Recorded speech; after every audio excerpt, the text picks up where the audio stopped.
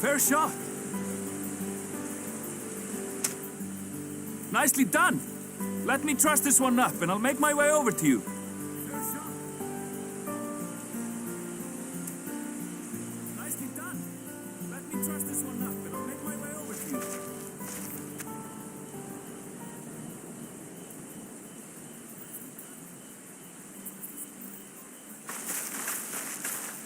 There you are. Any new revelations?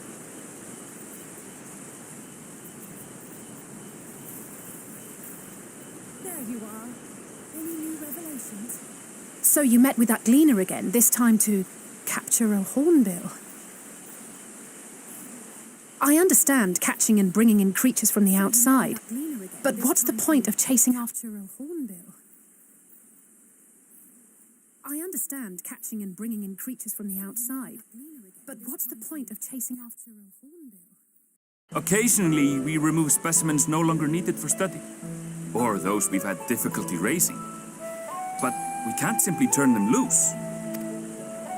Safely returning such creatures to their native habitats is another facet of a gleaner's duties. But not in this case, I'm afraid. I've been asked to bring the bird below.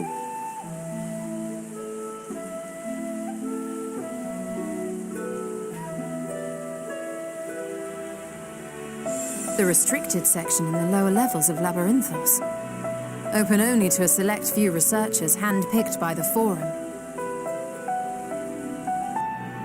The projects down there are the subject of rumor and hearsay.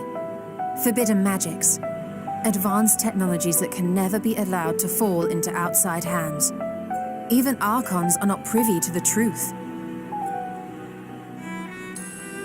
Those who are, the researchers involved in this secretive work, are not permitted to walk freely in the city, and are instead required to live in isolated quarters.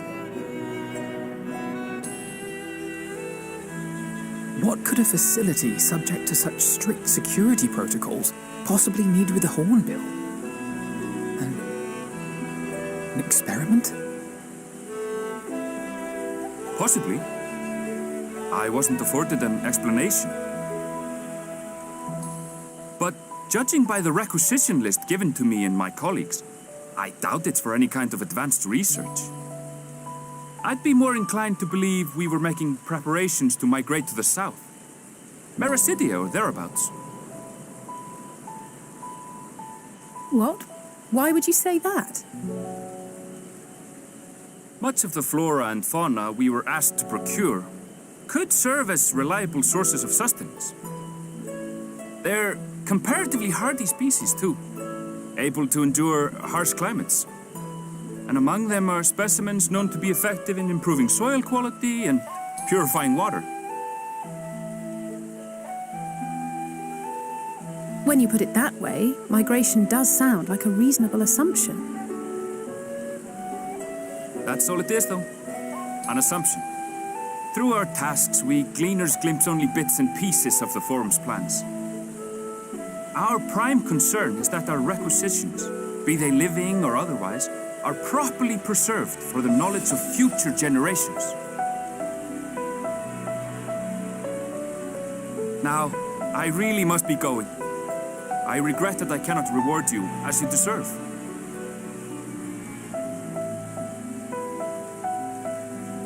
Perhaps you might reward us after a fashion then. It is imperative that we reach the lower levels. And seeing as you are already set to descend with your assigned cargo, mayhap we could accompany you as your assistants. I'm afraid that won't be possible. Once the animals have been prepared for transport, we send them down separately via the lift. I will, of course, follow after to make my report, but I can hardly pass you off as porters when there's nothing left to carry.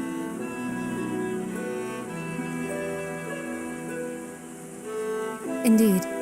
Pray forget I said anything.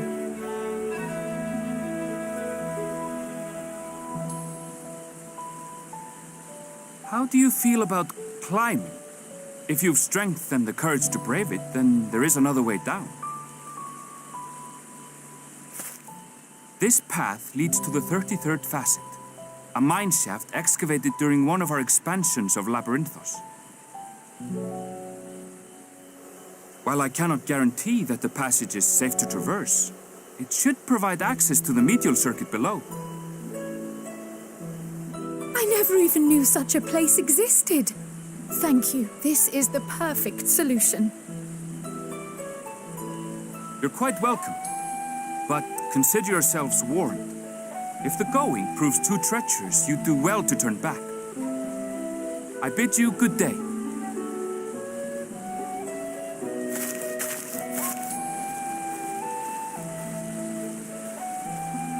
Well, turning back is hardly an option, not when we've come this far. Let's go and take a look at this mine shaft.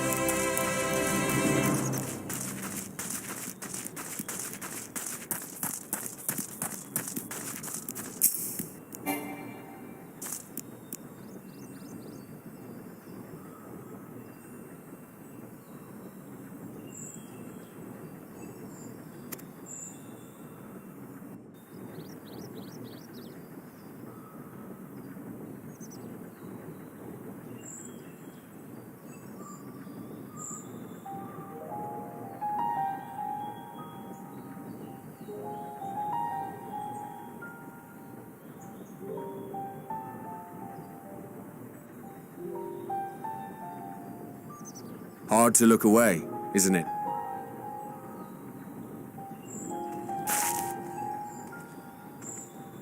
But they're more than pretty flowers.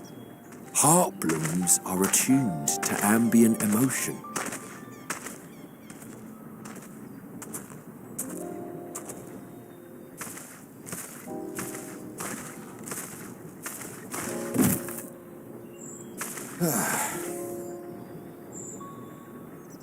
You don't seem convinced, but believe me, it's true.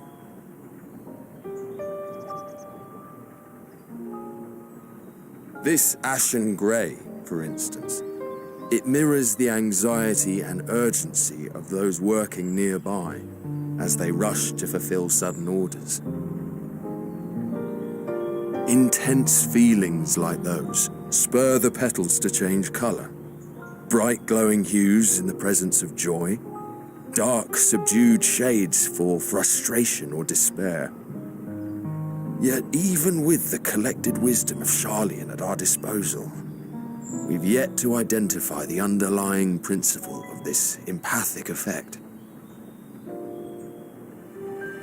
And there are other mysteries besides. Although the flower is extraordinarily long-lived, its low reproductive rate has made it difficult to find younger populations growing in the wild.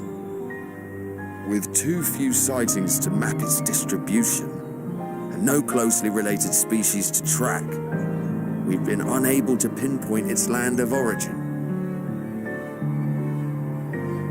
To further complicate matters, every culture, even dimly aware of its existence, has given it a different name and mythos. Our attempts to study it via the historical record have been an exercise in frustration. As an avid botanist myself, I should one day like to unravel the Heartbloom's secrets. But I'm afraid other duties must take precedence. I will leave you to your thoughts.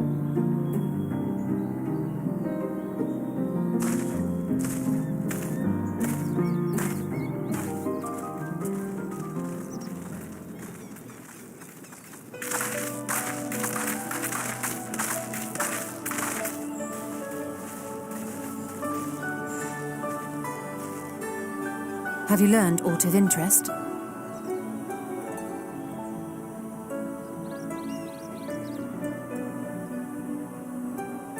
A flower that reacts to one's feelings? Strange. I must say, I have never heard of such a thing.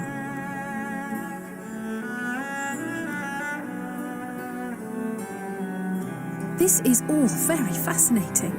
But as it stands, we've failed to gain any significant insight into the Forum's undertaking. Indeed. While there is certainly enough activity to support Erenvil's supposition that a priority has been placed on improving food production, unfortunately for our investigation, these workers were never informed as to how their duties serve the master plan. If only we could interrogate the Forum members directly.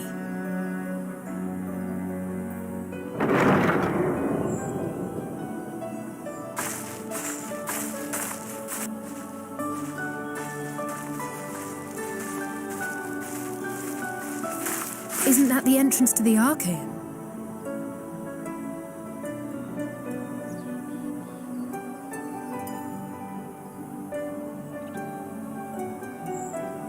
Look, there. I think that's Erenvil. A little difficult to tell from here, but I think you're right. He did say he was coming down to make his report. Erenvil receives his orders from the Forum. Would it not follow, then, that the superior to whom he reports is a Forum member, or at least a close associate? You mean to eavesdrop on their conversation? What of the risks? Ours alone to bear. We won't interfere with Erenvil's work, nor will he be implicated as an accomplice. If you're not comfortable taking part, I can do this alone. Nay. I said myself that I wished to know Father's intentions, and no answers will be forthcoming should we simply ask nicely. We can apologize later, should it come to it. Right now, we need every crumb of information we can get our hands on. Consequences be damned.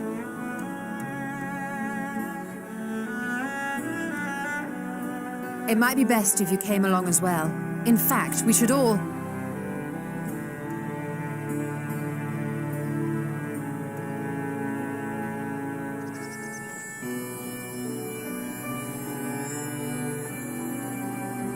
Crier?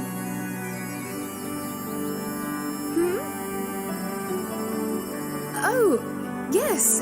That certainly sounds like a plan. I'm glad you agree.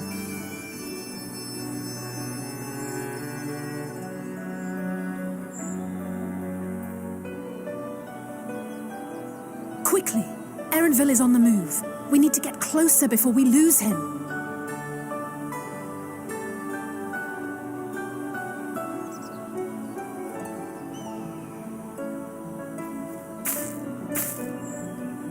Almost. I can almost reach you.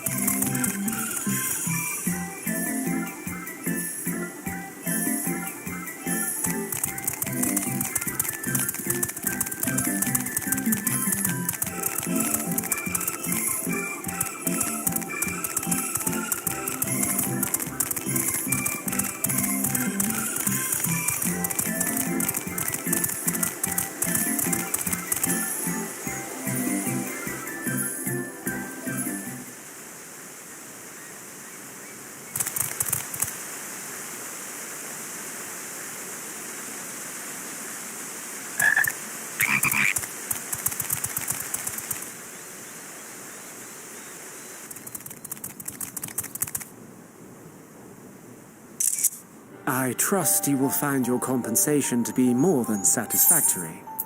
We wish to make clear that we are pleased with the efficiency and thoroughness of your work. So much so that we have come bearing new tasks in need of your competent hand.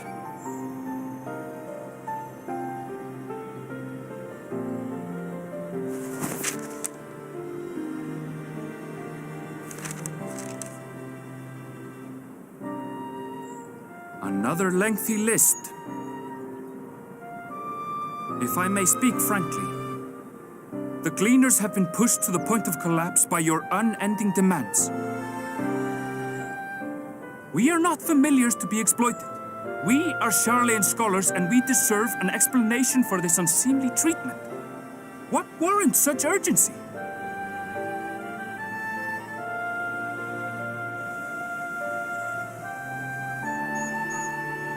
In an age long past, Charlean was charged with a momentous duty.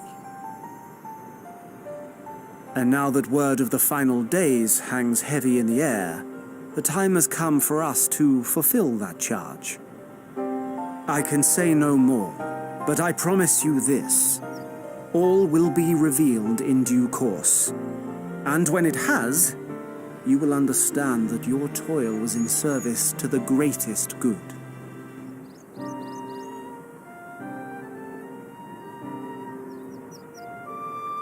Then I will do your bidding. For now. But unless you wish the Gleaners to rise up in protest, I advise you to offer tangible improvements for our working conditions. Your promised revelation does nothing to address present circumstances. A fair point. Your concerns will be conveyed to the Forum.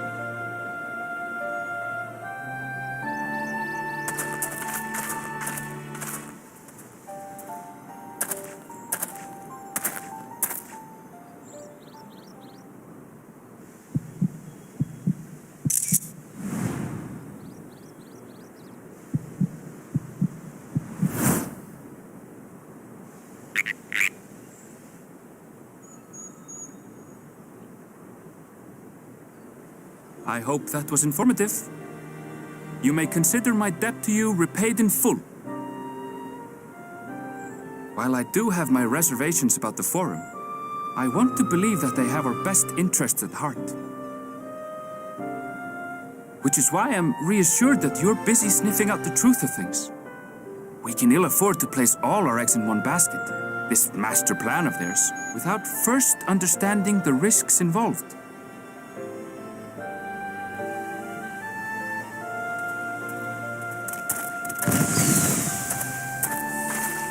Wait! How did you know it was us? If you mean to impersonate a toad, try studying the real thing. And don't try to fool an expert.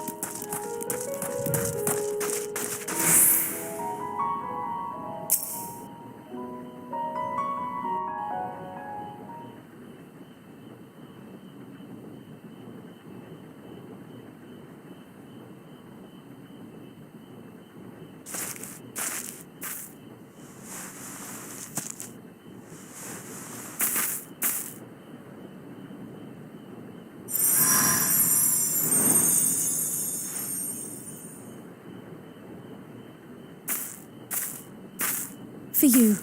The spell will keep it from wilting. She said you would need it for the journey ahead.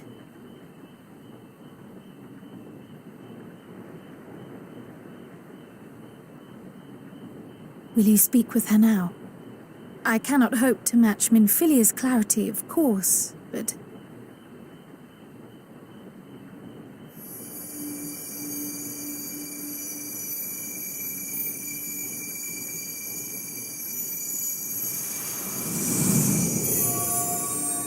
Thank you.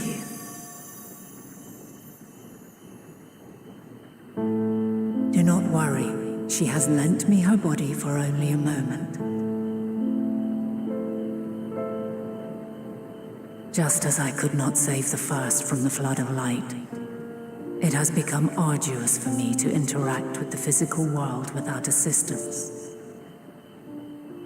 Though I might converse with you for a time, the incorporeal form I assumed on the ship would be incapable of casting even the simplest enchantment. It is in the depths of the ethereal sea, the place to which all life returns, where my influence is greatest. After Minfilia's sacrifice on the first, it was to the sea, here in the source, where I ferried her soul. I wished that gentle spirit to find rest in the world she loved so well. Her, and another who may yet have a part to play, though that will depend on you. Take the flower, walk free, for you are free to go where you wish, to believe what you will.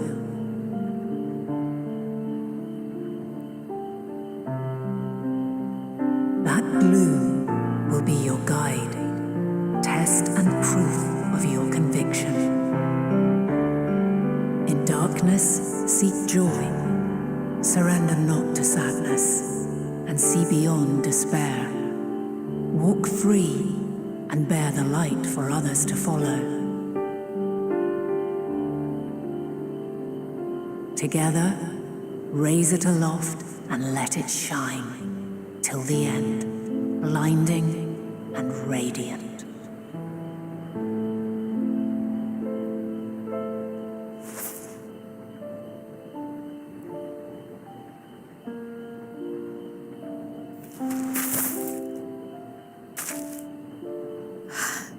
That was all too brief. Already she seems so far away.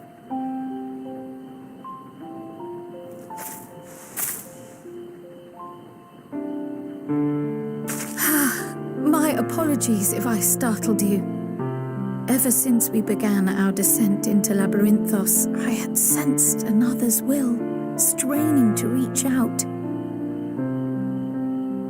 Even with my particular talents, though, I was unable to make a connection at first, so weak and tenuous it was. Once I took hold of that wispy thread. Imagine my surprise to discover it was Heidelin herself. Needless to say, it seemed wise to learn what we could before letting go.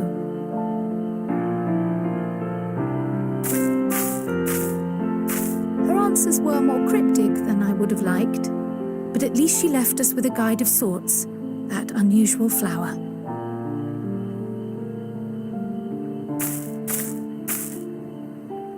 Yes, we are definitely making progress.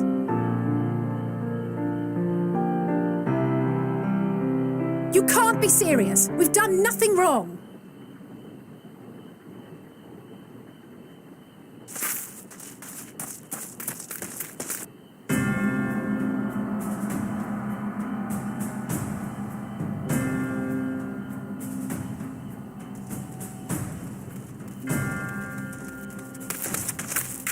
Master Fortuno, what business has the Forum with us? Obstruction and suppression, apparently.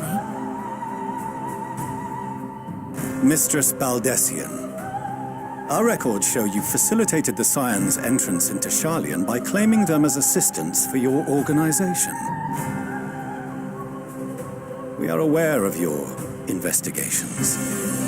After alerting the major institutions to the presence of potential troublemakers, we received word from an Archean custodian. A group operating under the auspices of the students, skulking about Labyrinthos and engaging in clandestine behavior. Clandestine? We may not have entered Charlian as scions, but we did naught to conceal our identities. Our only purpose in this city is to seek the truth. I can think of no reason why our actions should warrant the Forum's intervention. It is not our way to discourage the pursuit of knowledge, but the timing of such pursuits must be considered, not to mention their potential impact.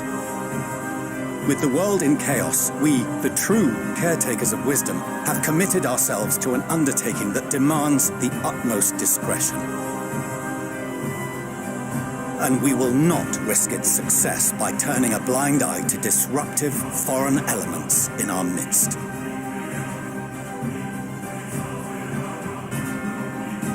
What, then, is to be our fate? Will you put us on a ship back to Eorzea? The Forum will convene to examine your case. The results of said inquiry will determine your future in this city. As for your absent companion, he has already been detained. Graha! But why? Is reading a crime now, too?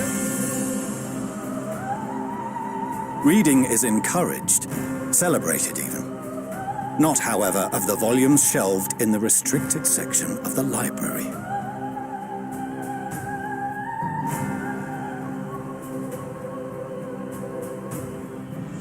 Refusing to comply will only make matters worse.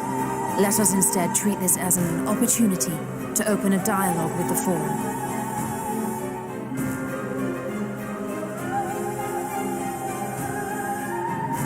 Silence is often one's best defense. I would advise against prolonging the proceedings with frivolous discourse.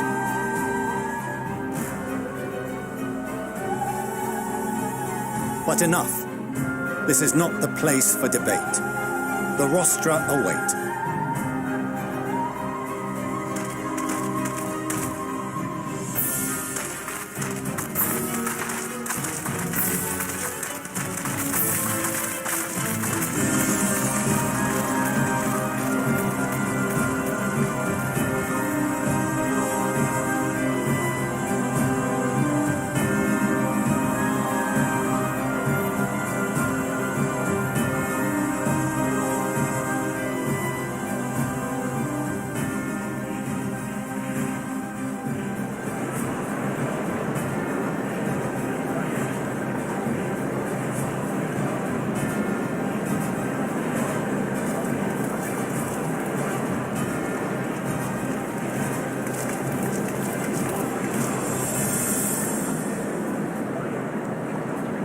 Forgive me. I was careless. We would have been detained regardless. This way, at least, we managed to stay together. I trust your time within the Forbidden Archives was well spent.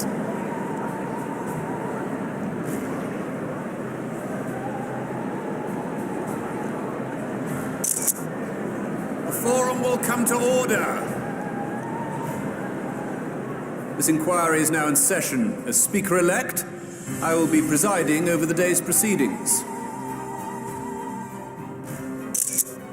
Master Fortuner, would you be so kind as to restate the matter which compelled you to summon your colleagues with such urgency?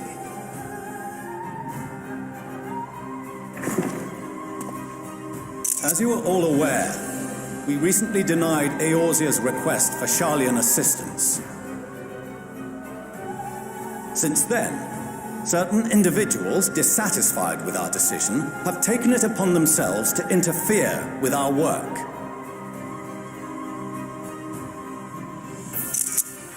They entered our nation masquerading as associates of the students of Valdesian. But these malcontents are better known as the Scions of the Seventh Dawn.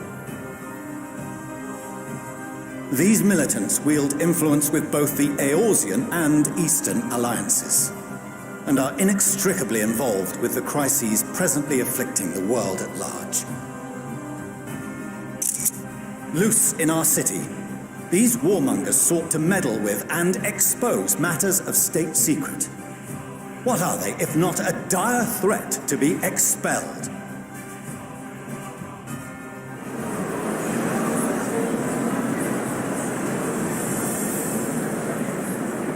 You have tarnished the good name of the students.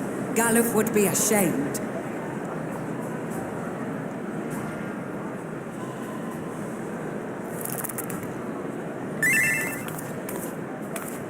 Galuf Baldessian was never one to forsake his fellow man. Even if this nation closed every door and retreated from the world, he would have found a way to help the Scions, help every soul of this star fight back against the coming doom.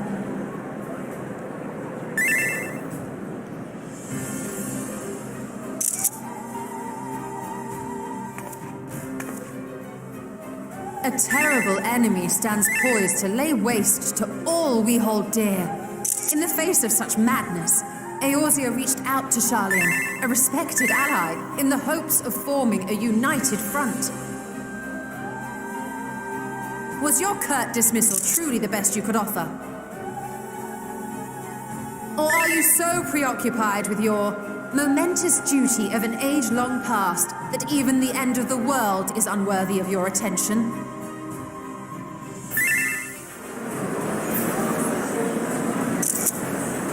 Whence came this revelation?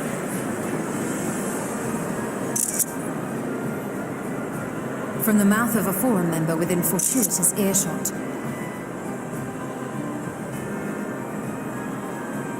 Then it seems your findings support my own.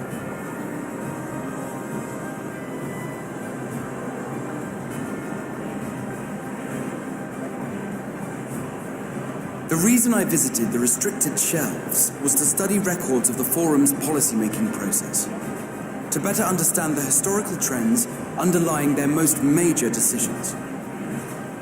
At first glance, the positions of neutrality in war and the accumulation of knowledge above all else appear constant and consistent, the unchanging pillars of Sharlayan society. And once upon a time, I might have left it at that. These days, however, I am more attuned to the subtleties of governance, and so I noticed something odd.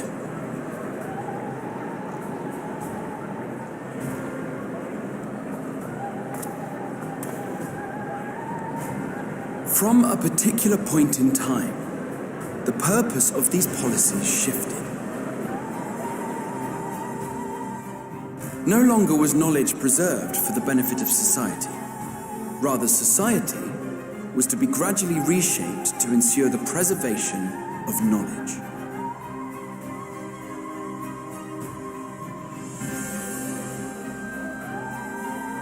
The most conspicuous and telling change was the one which befell Labyrinthos. Once little more than an oversized storehouse, an enormous allocation of funds saw it transformed into an advanced research and archival facility. I also discovered a fascinating account on the finances of our Dravanian colony. The settlement attracted students from far and wide, and the connections and tuition fees thus acquired were funneled into further improvements for the archives. Now, there is no question that our nation's progress is tied to the acquisition of wisdom. Nevertheless, the vast resources diverted for this purpose borders on the obscene. But returning to the matter of when, our change in course appears to have been made some 270 years ago. The very same period when Sharlayan scholars in the hinterlands began a formal study of the ethereal sea.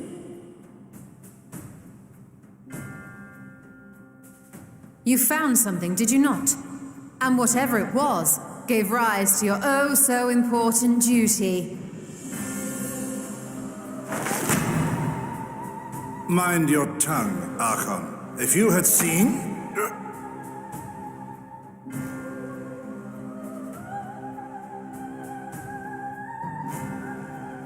Yes, we are bound by a duty we cannot ignore. Knowing this, what would you have us do? Abandon our vital work and join you on the field of battle? We will never choose the way of the sword. We will fulfill our mission not through strife and bloodshed, but survival. Come what may, we shall live on. We must. Do as you must, then.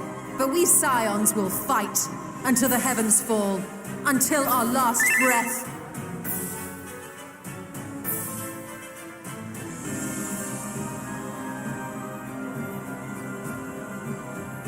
Such misguided zeal.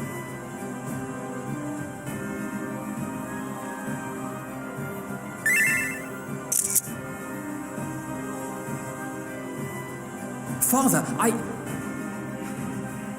Master Fortuner, I fail to understand the stance you have elected to take. But by the same token, I have yet to find a compelling argument to counter the challenge you put to us in Gridania. Still, in the midst of my uncertainty,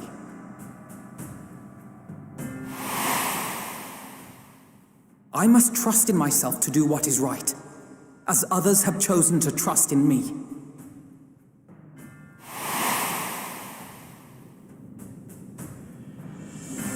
So I will continue, as I always have, weighing the consequences of my every action, and allowing my hope for the future to inform my decisions. That's quite enough. Have you all forgotten the reason for this assembly?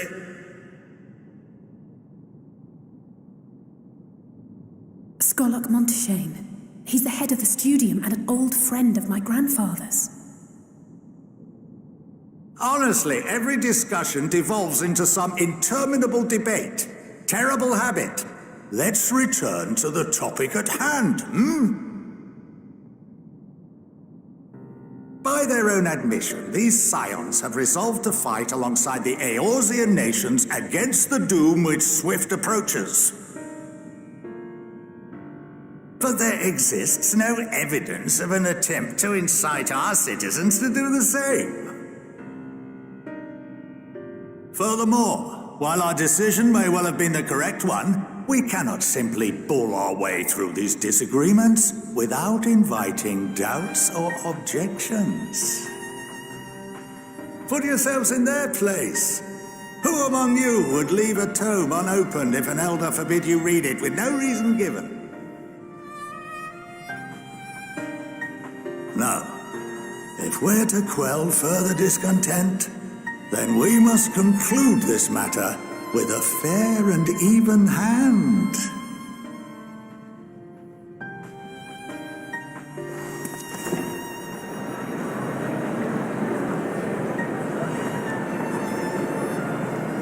Order! We will have order! Master Monteshane raises some valid points. Keeping such concerns in mind, I propose we enforce the following measures. Until further notice, the students of Baldesion are to cease any and all activities within the domain of Sharlayan. You will also refrain from any further investigation into the Forum's decisions and duties. Failure to comply with these restrictions will result in the immediate expulsion of your Scion associates.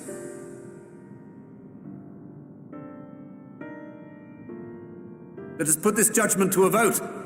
All in favor, raise your hand.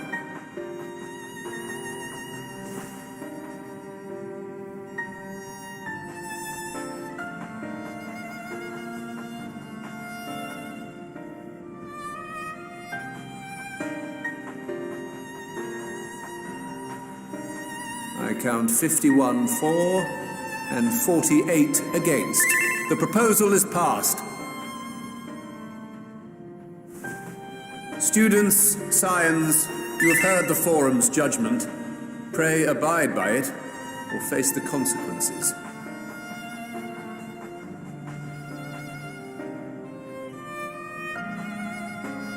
Honored members, I thank you for your time. This inquiry is concluded.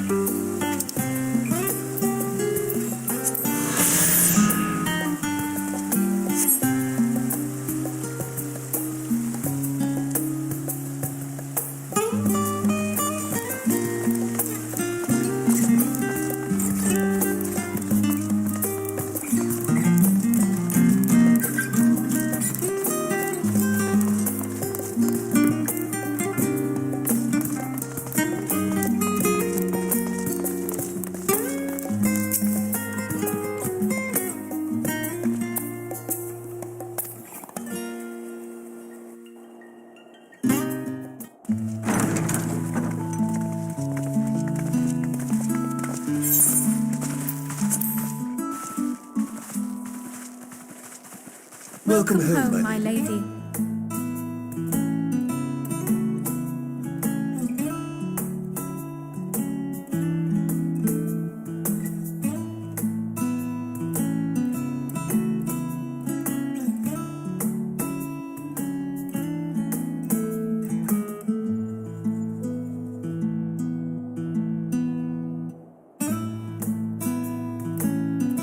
What? What are you gawping at?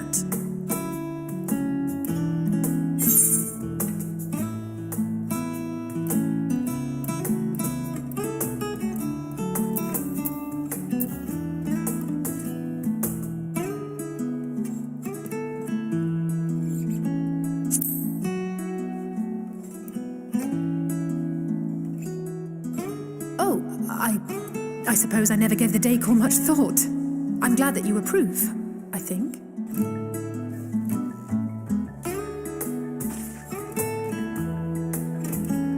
Lord Fortuneau is not to hear of this visit. And I should also like the children to have their gifts, ere my husband makes his return. As you wish, my lady.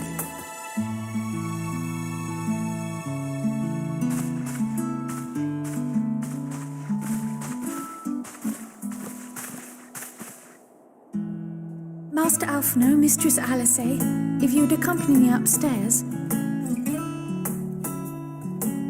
We shan't be long.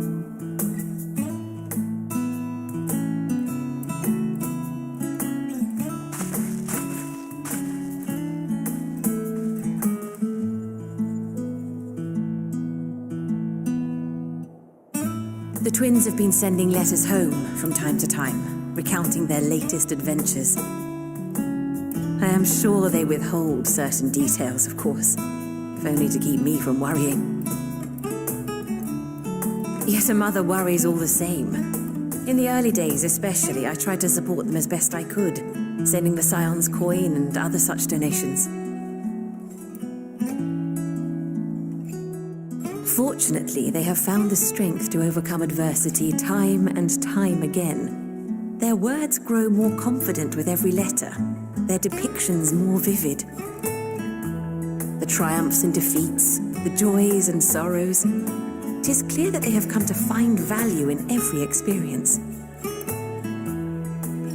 But of those they treasure most, it would seem that meeting you might be the most impactful. Why, since that fateful day, I do believe there has not been a single missive in which you were not mentioned by name.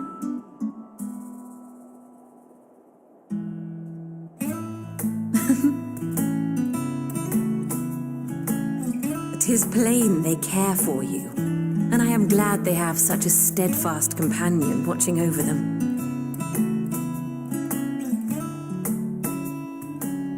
Under normal circumstances, I would offer you tea, but alas, these are anything but. In any event, why don't you keep me company whilst we await my children's return? Perhaps you might regale me with a tale or two of your exploits.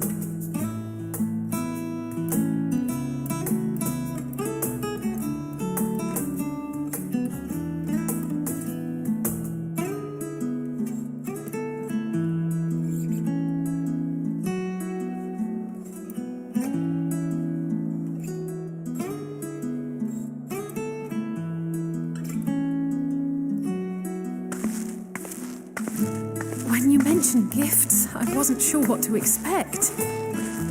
Mother, Oh, look how well it fits you. And the style is to your liking?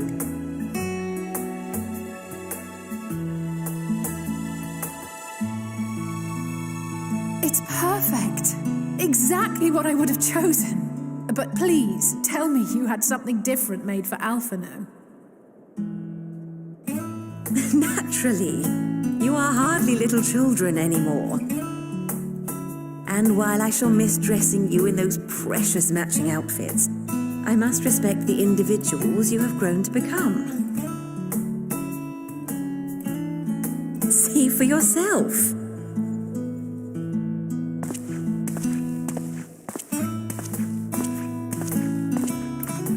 Thank you for the splendid clothes, Mother. Stylish, comfortable, and eminently practical. I am so glad you like them. They are, however, missing one final touch.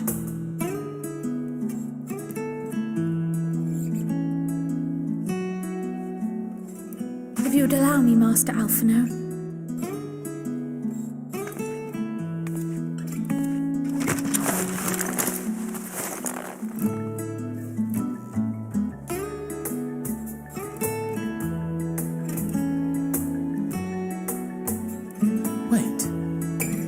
These? A sage's tools of the trade. They belonged to your father.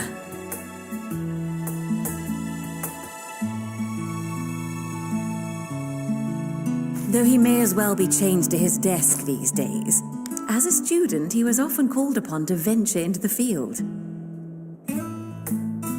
He wielded those armaments, both to heal and to harm in no few battles. None so fierce as those you two have braved, perhaps, but battles nonetheless. Thus did I pull them out of storage, to show you that he was not always the man who stands in vehement opposition to you now. And also because it would be a terrible waste of ridiculously expensive House Leveilleur commissioned artistry.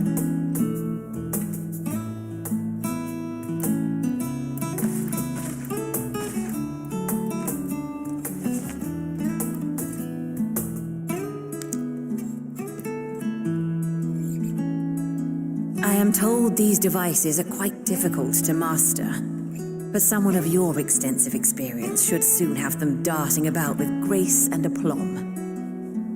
May the wisdom in that crystal serve you well. And please, try to find common ground with your father, that you might come and go without need for this awful subterfuge.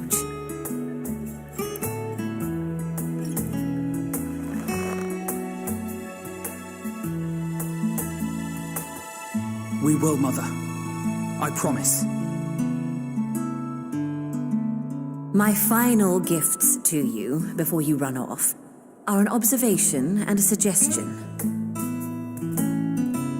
Firstly, Fortunato has ever been a serious man, but it was only after you were born that he truly lost himself in his work. I may not know the Forum's inner workings, but I know your father's. The timing of that change in him holds some significance. Secondly, do not seek to best your father with words. Far better that you simply show him. Let him discover the merit of your actions, after they cannot be undone.